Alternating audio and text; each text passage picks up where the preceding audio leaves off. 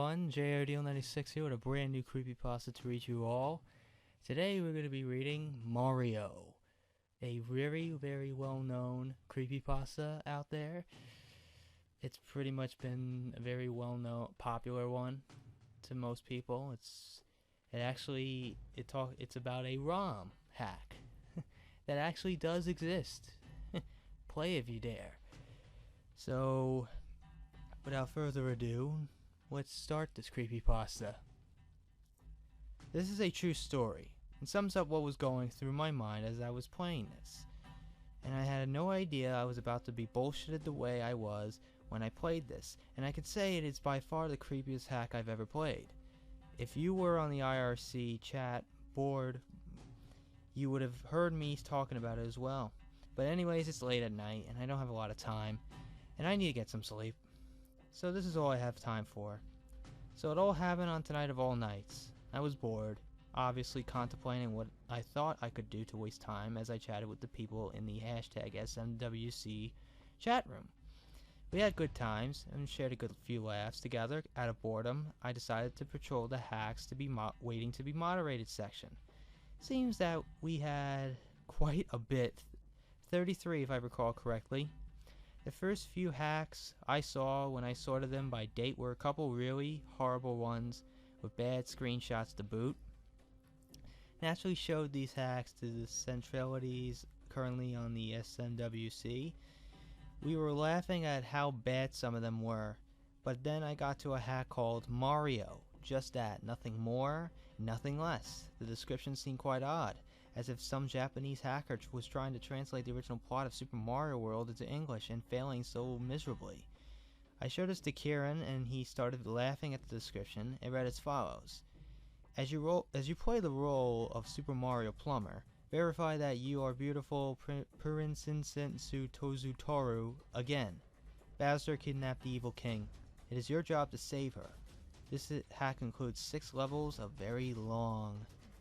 I simply dismissed this as someone trying to act Japanese and release a crappy hack with some edits, or so. That's what I thought this was, at first. But curiosity got the best of me. I decided to download the hack, not knowing what I was in for, since the single screenshot of the hack was just a title screen with nothing but the letters Mario from the Super Mario World's title screen. I thought it was a little odd that how there were no dates or anything either, as hackers usually place their names and dates on the titles to mark when the project was started. So when I opened the hack, I was greeted by 2 files, one called 3007014, which was a simple text file, 27 kilobytes in size, and in the IPS file simply named Mario. But for some odd reason, I wanted to see what the author of the hack had to say. When I opened the hack in Notepad, there was nothing but indistinguishable symbols and letters and punctuations. Sort of like how you open a ROM in a text editor like Notepad. Seems like the author just completely copied his ROM to text form. Though I could be wrong. Taking a closer look, at the top of the text file mixed with the gibberish, I found the only thing that looked like English there. The piece that I found that was English was the repeated phrase of "find me," repeated again and again.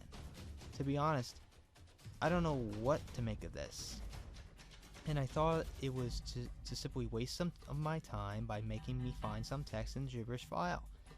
That, I'm willing to bet, no one will ever be able to make sense of. I decided that because my interest was growing steadily, I would start looking through my horribly disorganized download folder for a copy of a clean ROM, which I had downloaded a great deal of time before the events of tonight unfolded, and an IPS patcher. Of course, my choice for the job was Lunar IPS. So I then proceeded to move the ROM and the IPS patcher to the folder with the hack. I patched the ROM, not knowing what to expect next, and I quickly hurried to drag it to ZSNES and play what I thought was to be a terrible in the form of a ROM image. I noticed on boot up that the author had taken the time to change the header of this hack. Instead of the usual Super Mario World you would normally see when booting up a ROM on ZSNES, it just had the letters Mario there again. At this point I gained a little hope, because normally people who do horrible half-ass edits to the ROM generally don't know enough to change a header title. I thought I wasn't wasting my time with this, and my mood brightened slightly at the thought of seeing what the author had to offer in his interesting little hack. So the title loaded exactly like it would in Super Mario World, except it just had Mario on the title, like I mentioned earlier. Something else that also grabbed my interest, more so than the unusual absence of the layer 3 tiles on the title screen. Mario's normal bright-colored and happy palette seemed, how can I put this, dull. What was once violet-like red was now what it seemed like gray with a slight red tint to it, and I'm fairly sure his pants were looking more gray than blue, too. I thought this was strange, and I wondered why he had decided to give Mario such a dull palette. Regardless as to what his intentions were, I felt that something was wrong, not in the sense that the palette was slightly bad, but that the hack was empty, like something had happened. Upon pressing start and selecting a new file, like a lot of other countless Mario hacks I've played in the past, there was some sort of intro screen that basically described the entirety of the plot in a short paragraph just small enough to fit in a small black box. I began reading, and for the most part the message stayed the same. But there was one key factor that made this interesting. Apparently the main antagonist of this hack wasn't Bowser at all. It was Mario. The message read as follows. Welcome, this is Dinosaur Land. In this strange land, we find that Princess Toadstool is missing again. Looks like Mario's at it again. This wasn't the original message in Super Mario World, I thought to myself. Normally I wouldn't think of anything of this, seeing as how over my nearly 2 years at SNW Central, I've played countless hacks and has seen many different intro messages, but this one really stuck out. At this point, I definitely knew that there was something odd about this hack. Upon letting the intro level music play, I pressed the start button on my controller to finally get to the overworld and begin my journey into this unknown hack. Upon entering the overworld, everything seemed normal, same old level pass, same old music, but the level names were different. Instead of Yoshi's house, like it always has been every time I've ever played Super Mario World, it was just now simply called Yoshi's. The house part was gone, and I thought that was strange, and I began to lose hope in the hack, because it had seemed like barely anything had changed at all from the original. I was hoping to see something new, like, well, unluckily for me, I got my wish, as you'll see when you read on. I decided to enter the level out of curiosity. When I entered, the whole house that's normally there was gone. No more smoke, no more fire, no more little birdies, no more treehouse. All that was left was this message box. I decided to hit it, and upon opening, the message I expected to be there was replaced with what seemed like binary code. After a lot of research, I had ended up translating it to the word notepad. For some reason, it translates to the word notepad. I do not know why. But we can continue on. At this point, I was on the IRC telling everyone about how the hack was starting to weird me out, which in itself yielded some sarcastic responses, but hey, I expected it. Anyways, after this, my interest level in the hack skyrocketed, and along with it, my paranoia. Oh boy, was I in for a fun surprise. So I decided to head left. Upon reaching what was before known as Yoshi's Island 1, the level was now labeled Never Come Back. Now I thought things were going to be all Kaizo Death Trap, because generally that is what people name their levels in Kaizo hacks, to make sure the player doesn't go there. To my surprise, it wasn't quite that way though. I wish it was. Upon entering the level, I was greeted by the insanely loud clown car sound that Bowser's flying vehicle makes right before Peach falls out.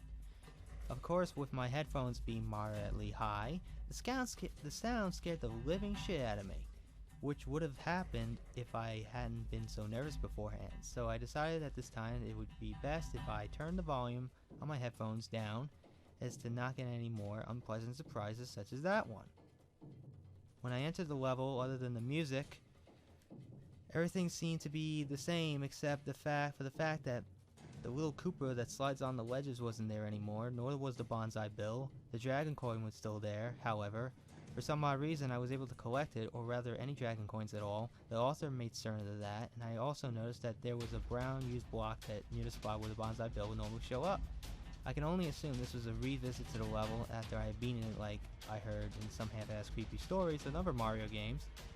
Now I was wondering why things were like this, making me wonder about the intro message. Had Mario done something previously to Dinosaur Land? Was this in Bowser's point of view? I quickly dismissed that option because it seemed kind of stupid, so that left me thinking that Mario at one point in time in the Elliotth story did something. But what? What did Mario do? My mind was nothing but rushing thoughts at this point. However, I quickly dismissed them and ventured further into the level, only to find that all blocks had basically been hit. Coins have been collected, save the dragon coins, though those were still there and unattainable. That there were no enemies, and I could no longer go down pipes. What kind of bullshit am I playing here? I kept thinking to myself. At this point, I felt uncomfortable. I decided to keep venturing. Eventually, I came across a message box, which I wasn't surprised was still in the level, being the idiot I am, and went to hit the box. Upon hitting it, I was greeted with the familiar black box once again. The message was edited, obviously, as I had figured that this was a given at this point. It read as follows: point of advice, I hate you. Now I thought things were starting to get the vibe that the author was a twisted and warped individual, and that I was right about Mario having done something. At this point, I was basically rushing to get to the end of the level, so I just scurried by. And then I came across another message box, however, that this one was just a blank box with point of advice at the top, with nothing else in it. I quickly disregarded it and headed off further to the right, hoping to free myself of the hell that was once the original Yoshi's Island 1. Upon reaching the end, I saw a fire flower in the top block where the four-way block intersection used to be. However, it was just too high for me to reach by normal means, so I just continued onward like the blind curious idiot that I would do. So I finally beat the level, and as usual, the path of the Yellow Switch Palace was unlocked. I decided to head up the path and normally leads to the Yellow Switch Palace, and I found that when I entered the main overworld, every other landmass and decoration besides the ghosts from the ghost house and Yoshi's Island itself were gone. Nothing really changed at the Yellow Switch Palace except for the Switch message. All that changed was that Switch Palace was changed to Mario World. Boring. Anyways, it's just when I thought it was done with this abomination that calls itself a hack, I found that Yoshi's Island 2 had been also edited. Oh joy, I thought to myself. Sarcasm. Upon reaching Yoshi's Island 2, I found that it had been renamed to Yoshi's House, the original name of the other level. I had decided to enter and found that the palette of the level had been changed along with the background.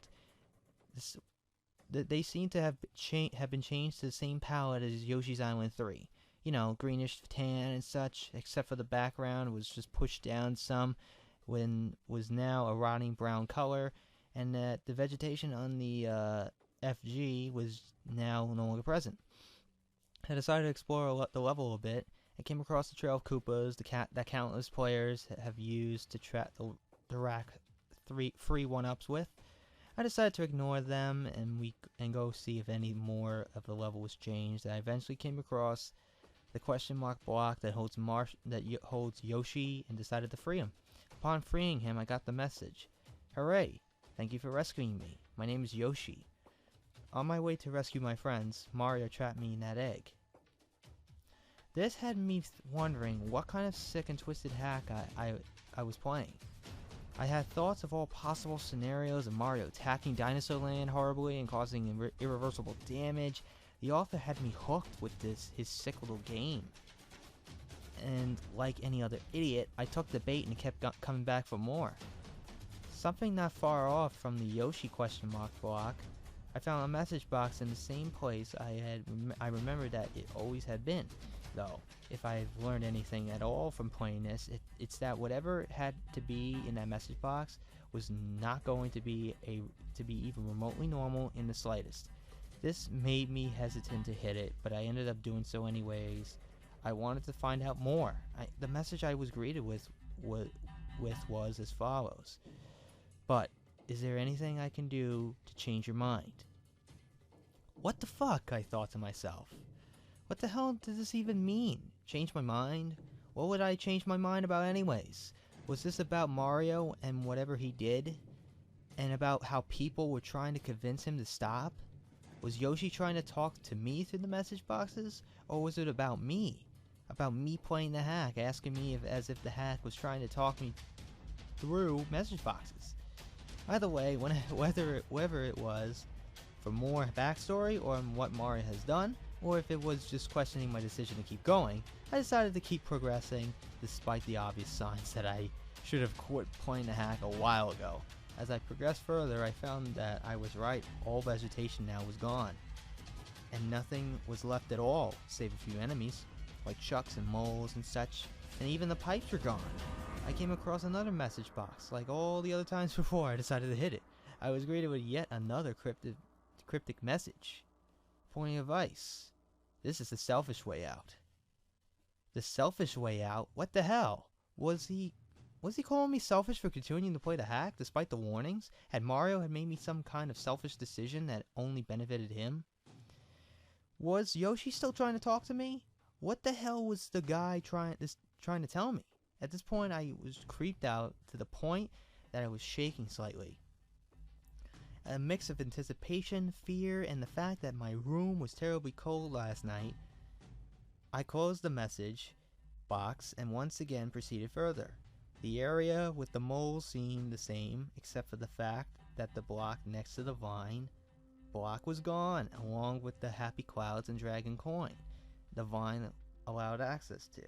This made me feel gloomy, to say the least. Not so much as I was depressed, it's a feeling that I couldn't really explain well from this point on.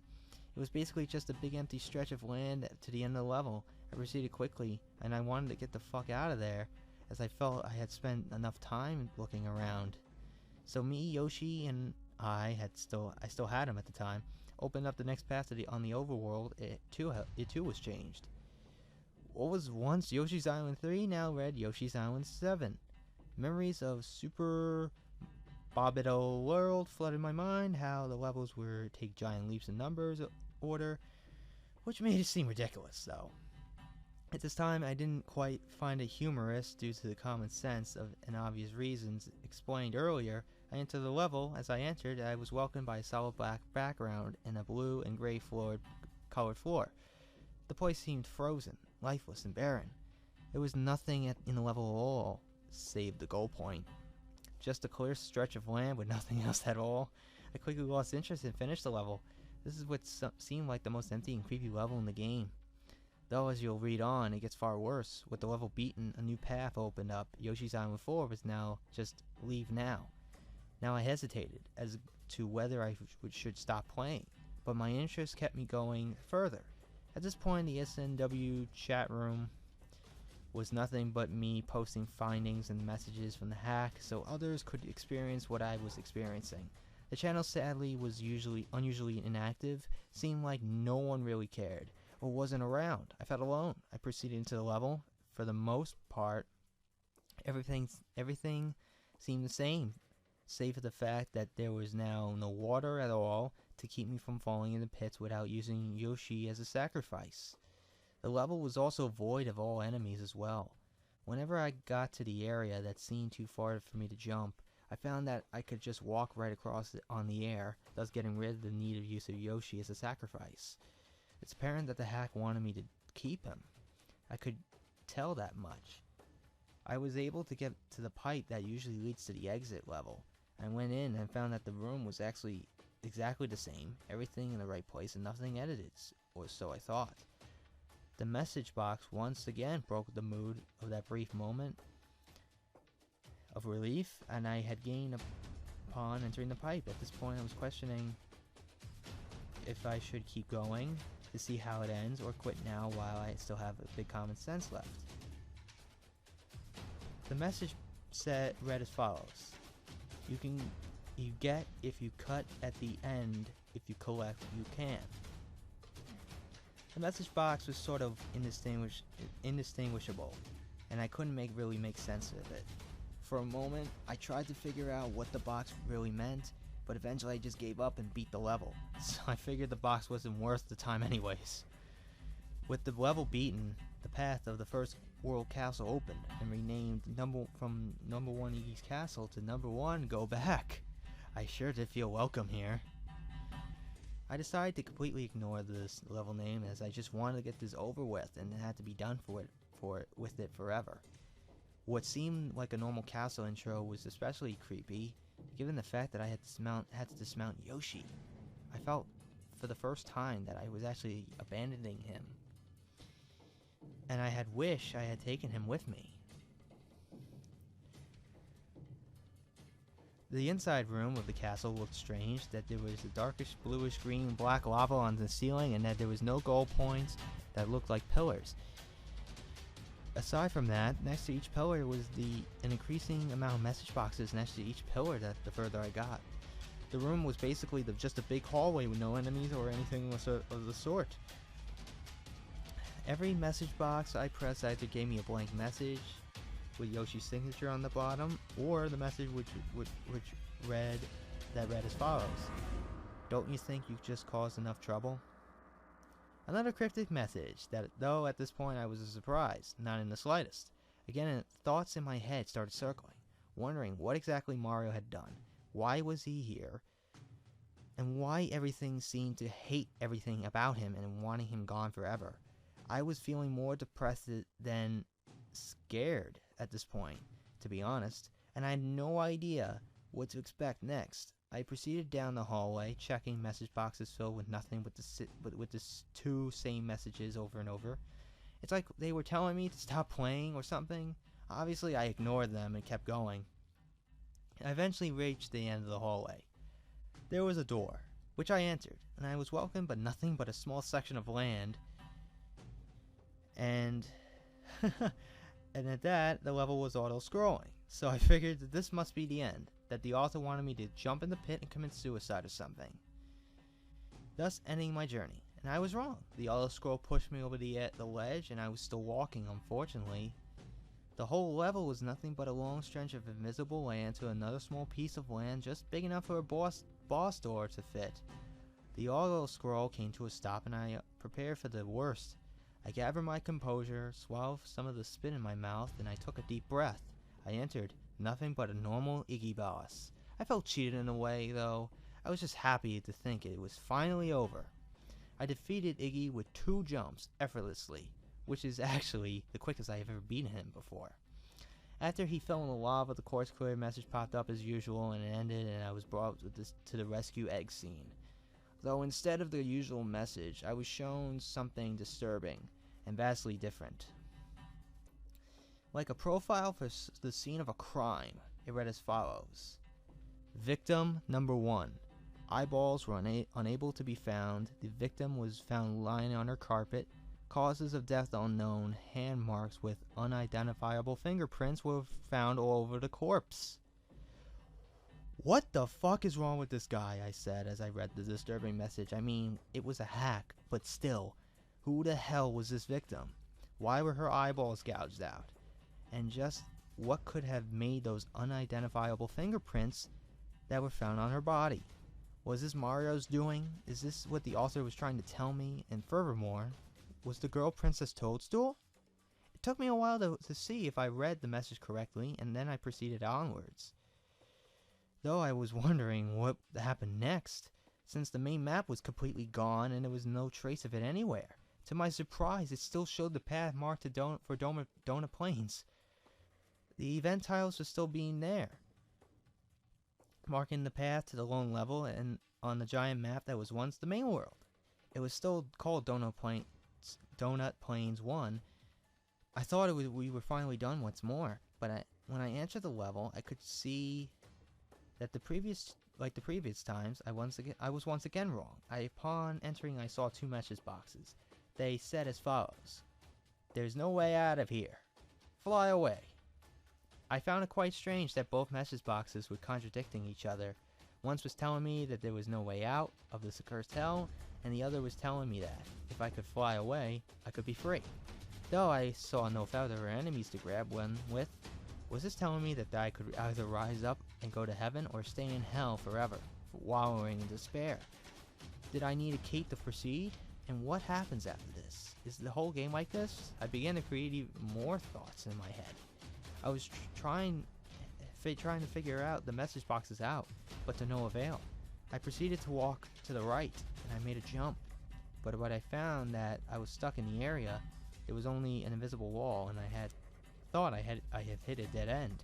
When I landed, trying moving right again to see what was any way to go on, all of a sudden I heard a pipe sound. And I was making the pipe animation, except there was no pipe present. So it was quite odd. I was then taken to a level with a black background, stone blocks for the ground, and a small door. And I was immediately given a mushroom to prevent me from entering them. So I proceed further to see if there is anything else in the level. I found that the room was nothing but a long stretch of concrete blocks and doors that were too small for me to enter because of the mushroom I got.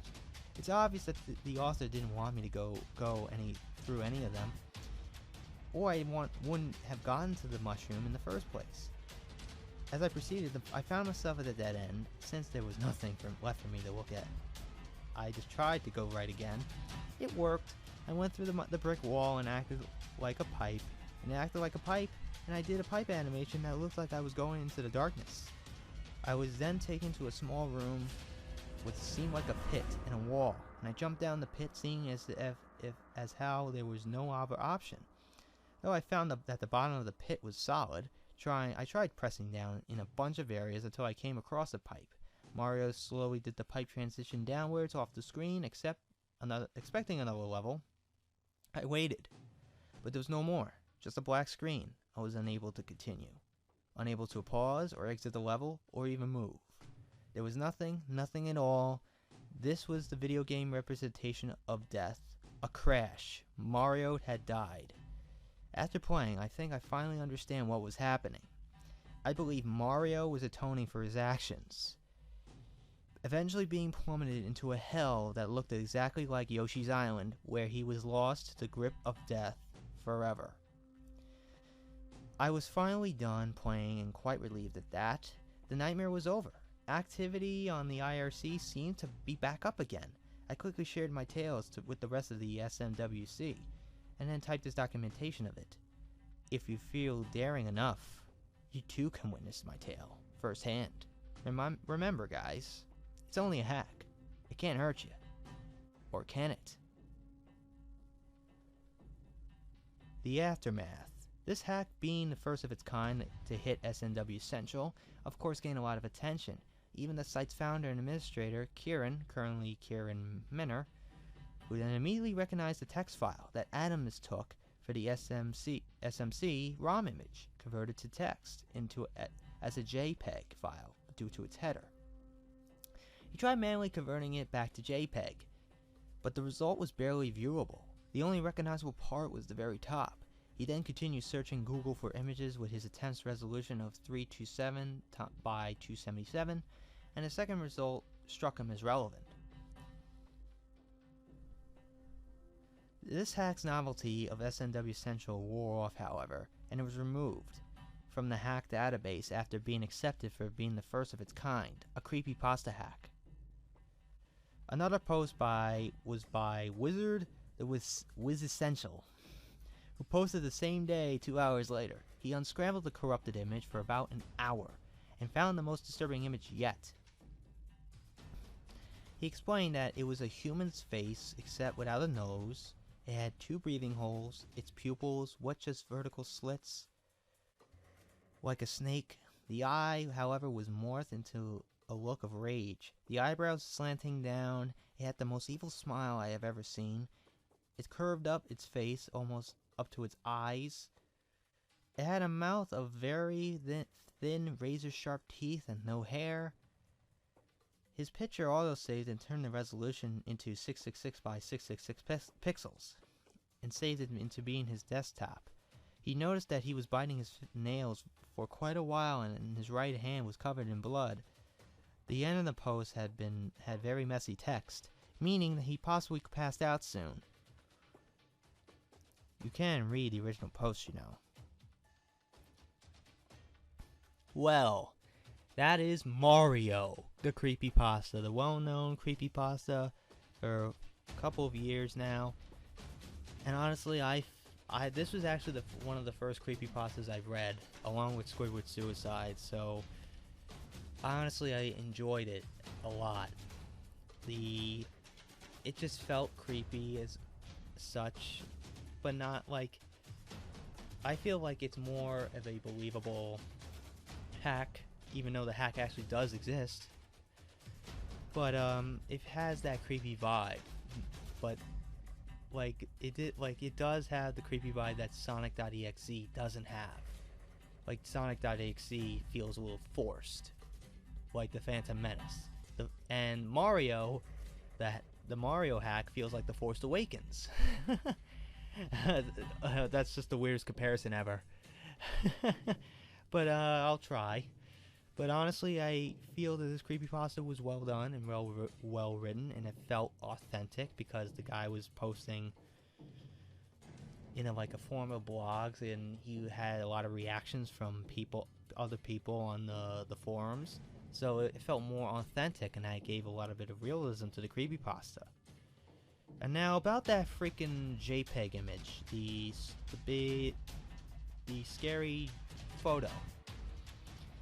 Now this photo, but I feel the cliche part, if I had to nitpick, was that that the picture autosave turned the resolution to 666 by 666 pixels. Okay, it's now been corrupted by Satan himself. That's just a little cliche to me, but that's just nitpicking, well, whatever. But the image itself is pretty terrifying to look at. And I feel that this image is what victim number 1 was. If you look at the message of the victim number 1 message from when you beat the castle, and you look at the image, it kind of matches. So I feel this is like victim number 1. In my opinion, maybe everybody else has said, oh, this is victim number 1, this image. So honestly, that's all I have to say really about this creepypasta. Overall, it's a great creepypasta. I felt authentic, and it's just great, period. The picture even added more to the creepiness. So now I got 2 creepypastas left that I said that you could choose. Now, Jeff, here's the 2 ones that I want you to choose from. Either Jeff the Killer or The Showers. The Showers, I will warn you, might be a 2-parter, because it's a very, very, very long story. And it might be the first long story of its kind for me to read. Jeff the Killer is going to be a very short one, obviously. Not as long as the Showers creepypasta, but Jeff the Killer is going to be a little normal length. So that's all I have to say. If you have any changes to make in this creepypasta, post your comments down below and what changes you would make to make this even better. If you liked what you saw here, you can hit that like button and also subscribe and share for more creepypastas and more channel on my content. More channel on my content. More content on my channel. More channel on my content. What? I don't know. I'm kind of mixed up today. So that is it. Till next time, JRDeal96 signing out. See you guys next video.